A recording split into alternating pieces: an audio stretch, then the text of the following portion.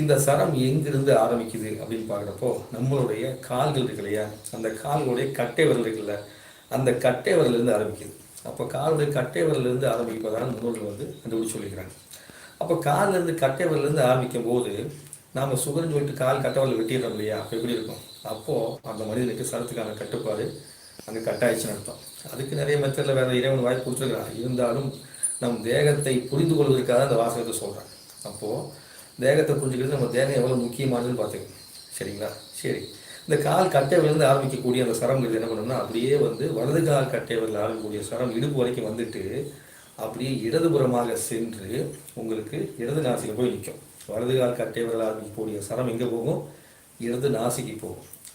இடது கால் கட்டைவிரல் ஆரம்பிக்கக்கூடிய சரம் அப்படியே கிராஸ் பொசிஷனில் வலது நாசிக்கு போகும்.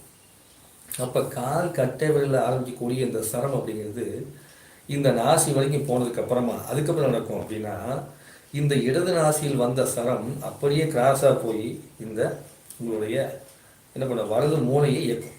இடது நாசியில் வரக்கூடிய சரம் அப்படியே இந்த பக்கம் போய் வலது மூளையை இயக்கும். இந்த இடது நாசியில் வந்த சரம் உங்களுடைய வலது மூளை இருக்குமா, வலது நாசியில் வந்த சரம் பார்த்தீங்கன்னா இடது மூளை இருக்கும். அப்போது வலது நாசி சரம் எந்த மூளையை இயக்குது? இடது மூளையை இயக்குகிறது. அப்போ நம்மளுடைய மூச்சு தான். அதுதான் நீங்கள் கோயிலில் போனீங்கன்னா அந்த பாம்பு சிலை பார்த்துருப்பீங்க இல்லையா, இப்படி இருக்கும். இதுதான் அந்த சரம். அப்போது அந்த சரம் எப்படி இருக்குது? கீழேருந்து ஆரம்பிக்கும் போது காலிலேருந்து ஆரம்பித்து அப்படியே